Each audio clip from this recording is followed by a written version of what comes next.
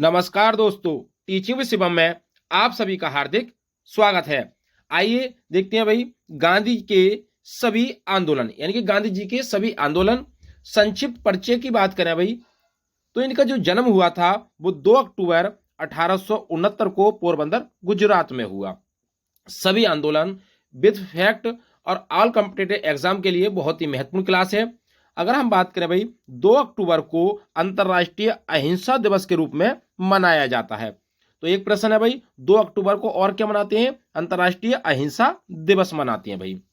इनके पिता का नाम करमचंद गांधी, माता का नाम पुतलीबाई। इनका विवाह 13 वर्ष की आयु में कस्तूरबा गांधी से हुआ था भाई। आइए आगे देखते हैं। अब हम बात करें भाई यहां से प्रश्न संक्षिप्त परिचय क्या है, इनकी विचारधारा क्या थी? तो इनकी जो विचारधारा थी वो थी अहिंसा, सत्य, ईमानदारी, प्रकृति की देखभाल करना, प्रकृति की देखभाल, ईमानदारी, सत्य, अहिंसा, करुणा, दलितों के कल्याण के आदि विचारों में विश्वास करते थे। तो दलितों के कल्याण के लिए करुणा, प्रकृति की देखभाल, ईमानदारी, सत्य और अहिंसा, ये इनकी विचारधारा थी।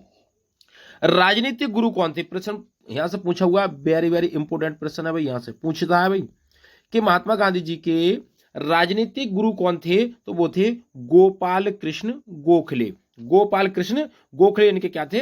राजनीतिक गुरु थे भाई। अगर हम इनकी मृत्यु की बात करें तो नाथूराम गोडसे द्वारा गोली मारकर 30 जनवरी 1948 को इनके क्या की गई? हत्या की गई थी। तो 30 जनवरी को शहीद दिवस के रूप में मनाया जाता है।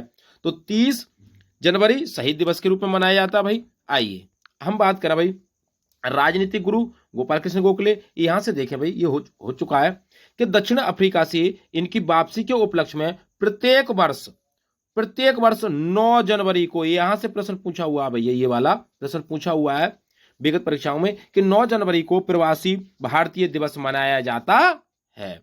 आइए नेक्स्ट।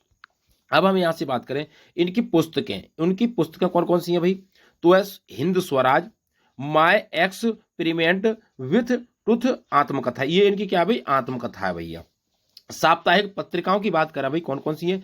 तो हरिजन है, नवजीवन है, यंग इंडिया है और इंडियन ओपिनियन है भाई। तो ये प्रश्न पूछी हुई है, यंग इंडिया वाली आई हुई है पुस्तक, इनकी क्या है? साहित्य पत्रिका यानी साप्ताहिक पत्रिका है। गांधी शांति पुरस्कार की बात करें भाई तो क्या है? भारत द्वारा गांधीवादी तरीकों के माध्यम से सामाजिक, आर्थिक और राजनीतिक परिवर्तन के लिए दिया जाता है। आइए अब हम बात करें यहां से एक प्रश्न अवश्य पूछेगा भाई, ये सन पूछता है कौन सी सन में क्या हुआ भाई? तो महत्वपूर्ण आंदोलन है और घटना है और ये संबंधित क्या है भैया? वर्ष है। अब हम बात करें कि भाई गांधी जी अफ्रीका गए, कब गए भाई? तो 1893 में। गांधी जी का पहला सत्याग्रह 1906 ईस्वी में, 1906। तो गांधी जी का पहला सत्याग्रह 1906 की बात कर रहा है भैया। गांधी जी भारत लौटे, कब लौटे भाई? अफ्रीका से भारत कब लौटे भैया? तो 1915 ईस्वी में। कब? 1915 में। केसर हिंद की उपाधि प्राप्त हुई 1915 में। तो भैया गांधी जी जब लौटे तभी उनको क्या मिली थी? केसर ए हिंद की उपाधि मिली। तो 1915 दोनों याद हो जाएगा। साबरमती आश्रम की स्थापना 1917 में की, 2 वर्ष बाद भैया। आइए आगे देखते हैं। आगे कह रहा भाई चंपारण सत्याग्रह की बात करें तो 1917 में। साबरमती और चंपारण सत्याग्रह 1917 यानी चंपारण तो 17। अहमदाबाद मिल मजदूर आंदोलन की बात करें भैया तो 1918 यानी कि चंपारण सत्याग्रह और उसके बाद क्या हुआ? अहमदाबाद मिल मजदूर आंदोलन 1918 में। ये इनका क्या है? क्रम भी लगवा लेता है। खिलाफत आंदोलन 1919 में भी, असहयोग आंदोलन 1920 में और कांग्रेस की अध्यक्षता 1924 में। और कमेंट बॉक्स में बताएं कि महात्मा गांधी जी ने कांग्रेस की अध्यक्षता कहां पर की थी भाई? ये प्रश्न पूछ लेता है सीक्वेंस में। आरओ की परीक्षा वो होती है तो उसमें पूछ लेता है भाई इसका मिलान, चंपारण सत्याग्रह कब और ये अहमदाबाद मिल मजदूर आंदोलन, तो ये मिलान करने के आते हैं ऐसे प्रश्न भाई। हम बात करें इसकी महत्वपूर्ण आंदोलन और घटनाएं। अगर दांडी मार्च की बात करें भैया तो 1930 में। और प्रथम गोलमेज सम्मेलन कब हुआ था भाई? तो ये भी प्रथम गोलमेज सम्मेलन कब हुआ? 1930 में। सविनय अवज्ञा आंदोलन 1930 में। गांधी इरविन समझौता 1931 में। जो द्वितीय गोलमेज सम्मेलन हुआ था, महात्मा गांधी ने द्वितीय गोलमेज सम्मेलन में भाग लिया था तो उसी को क्या कहते? गांधी इरविन समझौता 1931 में।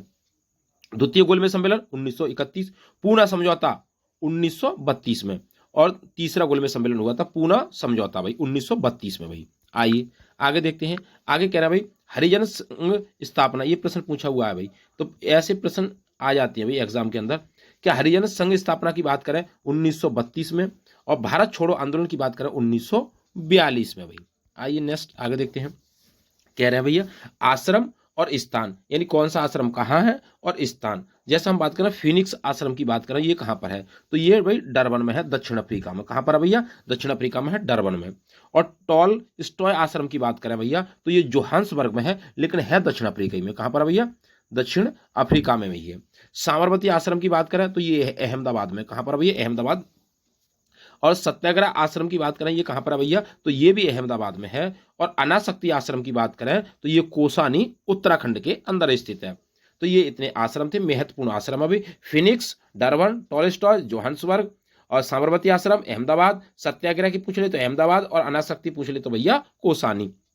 आइए नेक्स्ट आगे हम बात करें भाई किसकी, गांधी जी के प्रेरणा स्रोत। तो गांधी जी के प्रेरणा स्रोत कौन कौन थे, जैसे हम बात करें जॉन रस्किन की पुस्तक unto the last, unto the last, इसमें बताया गया क्या कि सर्वोदय की अवधारणा के प्रतिपादन की प्रेरणा।